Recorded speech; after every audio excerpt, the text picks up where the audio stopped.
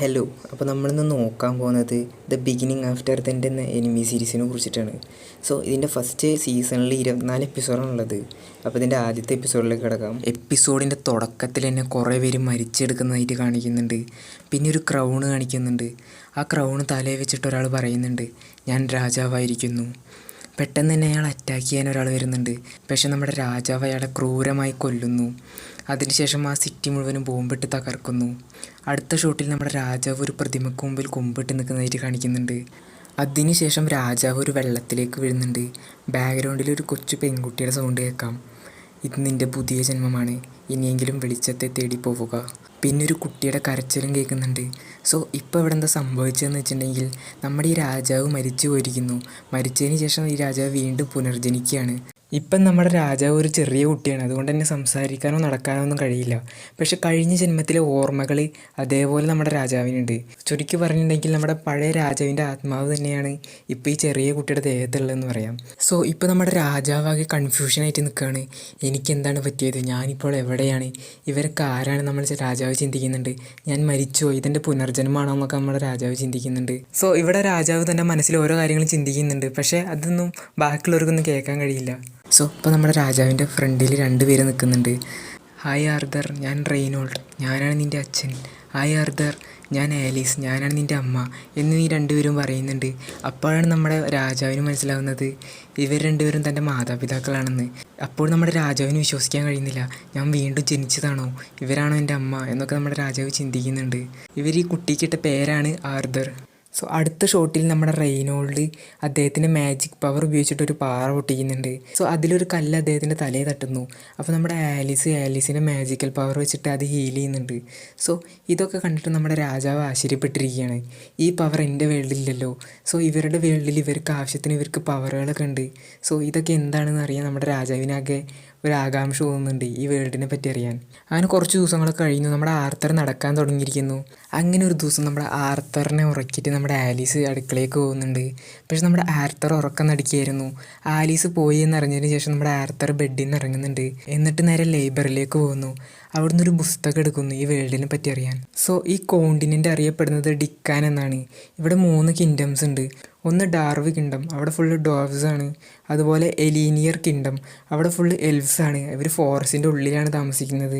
പിന്നെ സാപ്പിൻ കിങ്ഡം, ഇവിടെ full humans ആണ്. ഈ സാപ്പിൻ കിങ്ഡത്തിലാണ് നമ്മുടെ രാജാവ് ഉള്ളത്. സോ ഈ ഹ്യൂമൻസൊക്കെ ഉള്ള സാപ്പിൻ കിങ്ഡത്തിനൊരു കിങ് ഉണ്ട്. പക്ഷെ ഒരു വ്യത്യാസം എന്താണെന്ന് വെച്ചിട്ടുണ്ടെങ്കിൽ തൻ്റെ പഴയ വേൾഡിലെ പോലെ അധികം വികസിതമായ വേൾഡല്ല ഇത്. സോ ഈ വേൾഡിനെ പറ്റി അറിഞ്ഞതിന് ശേഷം നമ്മുടെ രാജാവ് മാജിക്കിനെ കുറിച്ചിട്ടുള്ള ഒരു പുസ്തകം എടുക്കുന്നുണ്ട്. സോ ഇവിടുത്തെ മാജിക് അറിയപ്പെടുന്നത് മാന എന്നാണ്. ഈ മാന തന്നെ 2 തരത്തിലുണ്ട്. ഒന്ന് ആഗ്യുമെൻറ്റിങ് മാന, അതുപോലെ കോൺജറിങ് മാന. ഈ ആഗ്യുമെൻറ്റിങ് മാന ഉള്ള ആൾക്കാർക്ക് നല്ല ബോഡിക്ക് നല്ല സ്ട്രെങ്ത് ആയിരിക്കും. അത് തൻ്റെ ഉള്ളിലുള്ള മാന ഉപയോഗിച്ചുകൊണ്ട് തൻ്റെ സ്ട്രെങ്ത് വർദ്ധിപ്പിക്കാൻ കഴിയും. പിന്നെ ഉള്ളത് കോൺജറിങ് മാനയാണ്. ഈ കോൺജറിങ് മാനയാണ് ഈ മന്ത്രവാദികൾ ഉപയോഗിക്കുന്ന മാന. സോ ഈ മാന ഉപയോഗിച്ചിട്ട് ഇവർക്ക് എലമെൻസിനെ കൺട്രോൾ ചെയ്യാൻ പറ്റും. സോ നേരത്തെ നമ്മുടെ റെയ്നോൾഡ് കാണിച്ച മാന ആഗ്യുമെൻറ്റിങ് മാനയാണ്. അതുപോലെ നമ്മുടെ ആലീസ് കാണിച്ച മാന കോൺജറിങ് മാനയാണ്. സോ ഈ മാന കൺട്രോൾ ചെയ്യുന്നതിനുള്ള ഒരു കീ ആണ് മാന കോർ. ഈ മാന കോർ എന്ന് വെച്ചിട്ടുണ്ടെങ്കിൽ നമ്മുടെ ശരീരത്തിലുള്ള മാനയെല്ലാം ഒരു പോയിന്റിലേക്ക് കൊണ്ടുവരുന്നതിനാണ് മാന കോർ എന്ന് പറയുന്നത്. രാജാവിൻ്റെ പഴയ വേൾഡിൽ കീ എന്ന് പറഞ്ഞൊരു ശക്തിയായിരുന്നു ഉപയോഗിച്ചുകൊണ്ടിരുന്നത്.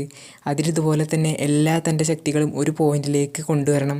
സോ ആ കഴിവുകളൊക്കെ ഉപയോഗിച്ചുകൊണ്ട് നമ്മുടെ രാജാവ് തൻ്റെ എല്ലാ ശക്തികളും ഒരു പോയിന്റിലേക്ക് കൊണ്ടുവരാൻ ശ്രമിക്കുന്നുണ്ട്. പക്ഷേ അപ്പോഴേക്കും നമ്മുടെ ആർത്തറിൻ്റെ അമ്മ വരുന്നുണ്ട്. സോ എന്താണ് ആർത്തർ, നീ എവിടെയും പോയത്, നീ എന്നെ ടെൻഷൻ അടിപ്പിച്ചല്ലോ എന്നൊക്കെ നമ്മുടെ അമ്മ പറയുന്നുണ്ട്. എന്നാൽ നമ്മുടെ ആർത്തറിനെ നേരെ കൊണ്ടേക്ക് എടുത്തുന്നു. സോ 2 വർഷം കഴിഞ്ഞിട്ടുള്ളൊരു സീനാണ് പിന്നെ കാണിക്കുന്നത്. നമ്മുടെ ആലീസ് ആണെങ്കിൽ ആർത്തർ ഇതുവരെ ജനിച്ചതിന് ശേഷം ചിരിച്ചിട്ടില്ല എന്ന് പറഞ്ഞ് സങ്കടപ്പെട്ടിരിക്കുകയാണ്. നമ്മുടെ റെയ്നോൾഡാണെങ്കിൽ ആർത്തറിന് സോഡിനുള്ള ട്രെയിനിങ് കൊടുക്കുകയാണ്. അത് കണ്ടിട്ട് നമ്മുടെ ആലീസ് പറയുന്നുണ്ട്, നിങ്ങൾ എന്താണ് കാണിക്കുന്നത്, അവൻ നടക്കാൻ പ്രായമായിട്ടുള്ളൂ, അപ്പോഴത്തേനും ട്രെയിനിങ് കൊടുക്കുക എന്നൊക്കെ പറഞ്ഞ് ചൂടാവുന്നുണ്ട്. സോ അതിനുശേഷം നമ്മുടെ ആർത്തറിനായിട്ട് നമ്മുടെ ആലീസ് മാർക്കറ്റിൽ പോകുന്നുണ്ട്. സോ തൻ്റെ വേൾഡിലില്ലാത്ത പല സാധനങ്ങളും ഈ വേൾഡിലുണ്ട്. അതുപോലെ കുറേ മാജിക് ചെയ്യുന്ന ആൾക്കാരിൽ നിന്ന് കുറേ കാര്യങ്ങൾ ഒബ്സർവ് ചെയ്യുന്നുണ്ട്. സോ ഈ വേൾഡിനെ പറ്റി അറിയുന്നതിന് വേണ്ടിയിട്ടാണ് നമ്മുടെ ആർത്തർ എപ്പോഴും മാർക്കറ്റിലേക്ക് പോകുന്നത്. അതിനുശേഷം നമ്മുടെ ആർത്തറിനെ ഉറക്കാൻ കൊണ്ടുവന്നുണ്ട്. അപ്പോൾ നമ്മുടെ ആർത്തർ ചിന്തിക്കുന്നുണ്ട്, ഇവരെൻ്റെ എല്ലാ കാര്യങ്ങളും നോക്കുന്നുണ്ട്, എനിക്ക് വേണ്ട എല്ലാ കാര്യങ്ങളും ചെയ്തു തരുന്നുണ്ട്. ഈ സ്നേഹമൊന്നും എൻ്റെ കഴിഞ്ഞ ജന്മത്തിൽ ഉണ്ടായിരുന്നില്ല. കാരണം നമ്മുടെ ആർത്തർ ഒരു അനാഥാലയത്തിലാണ് വളർന്നത്. അതുകൊണ്ട് തന്നെ അവന് ഈ മാതാപിതാക്കളുടെ സ്നേഹമൊന്നും കിട്ടിയിരുന്നില്ല. അങ്ങനെ ഒരു ദിവസം നമ്മുടെ റെയ്നോൾഡ് ട്രെയിൻ ചെയ്യുന്നത് കാണുമായിരുന്നു ആർത്തർ. സോ ഈ റെയ്നോൾഡിൻ്റെ പവറൊക്കെ കണ്ടപ്പോൾ ഇവന് മനസ്സിലാവുന്നുണ്ട്. സോ എൻ്റെ അച്ഛനൊരു ആർഗ്യുമെൻ്ററാണെന്ന്. അതിനുശേഷം ആലീസ് വന്നിട്ട് ആർത്തറിനെ എടുത്തുകൊണ്ട് പോവുകയാണ്. സോ എടുത്തുകൊണ്ട് പോകുമ്പോഴാണ് അവൻ ലൈബ്രറിയിലേക്ക് ശ്രദ്ധിക്കുന്നത്. അപ്പോൾ എനിക്കൊരു ബുക്ക് വേണമെന്ന് പറഞ്ഞ് വാശി പിടിക്കുന്നുണ്ട്. അങ്ങനെ ആർത്തറിൻ്റെ വാശിക്ക് വഴങ്ങിയിട്ട് നമ്മുടെ ആലീസ് ബുക്ക് എടുത്ത് കൊടുക്കുന്നുണ്ട്. അങ്ങനെ ഈ ബുക്ക് നിവർത്തി വെച്ചുകൊണ്ട് നമ്മുടെ ആർത്തർ മാനാക്കോർ പ്രൊഡ്യൂസ് ചെയ്യാൻ നോക്കുകയാണ്. സോ അങ്ങനെ നമ്മുടെ ആർത്തർ മാനാക്കോർ പ്രൊഡ്യൂസ് ചെയ്തുകൊണ്ടിരിക്കുമ്പോൾ പെട്ടെന്ന് തന്നെ വീട് പൊട്ടിത്തെറിക്കുന്നുണ്ട്. നമ്മുടെ ആലീസും റെയ്നോൾഡ് തന്നെ തെറിച്ച് വീഴുന്നുണ്ട്. അതിനുശേഷം നമ്മുടെ ആലീസ് പറയുന്നുണ്ട്, റെയ്നോൾഡ് ആർത്തർ അകത്തുണ്ട്, അവനെ രക്ഷിക്കുമെന്ന് പറയുന്നുണ്ട്. അങ്ങനെ ഈ രണ്ടുപേരും നേരെ വീടിനുള്ളിലേക്ക് ഓടി കയറുന്നു. പെട്ടെന്ന് തന്നെ ഇവർ ഞെട്ടുന്നുണ്ട്. കാരണം എന്താണെന്ന് വെച്ചിട്ടുണ്ടെങ്കിൽ നമ്മുടെ ആർത്തർ ഇങ്ങനെ എയറിൽ നിൽക്കുകയാണ്. സോ അതിനുശേഷം അവൻ താഴേക്ക് ഇറങ്ങി വരുന്നുണ്ട്. പെട്ടെന്ന് തന്നെ അവിടുത്തെ റൂഫിൻ്റെ 2-3 പലകൾ ഇളകി വീഴുന്നുണ്ട്. നമ്മുടെ ആർത്തർ വിചാരിച്ച് ഞാൻ മരിച്ചു പോയെന്ന്. പക്ഷെ നമ്മുടെ റെയ്നോൾഡ് ആലീസ് നമ്മുടെ ആർത്തറിനെ രക്ഷിക്കുന്നു. അപ്പോൾ നമ്മുടെ ആർത്തർ ചിന്തിക്കുന്നുണ്ട്, എൻ്റെ പഴയ ലോകത്തില്ലാത്തൊരു കാര്യം ഇവിടെ ഉണ്ട്, അതാണ് സ്നേഹം. എന്നെ ഇവർ നല്ല രീതിയിലാണ് നോക്കുന്നത്.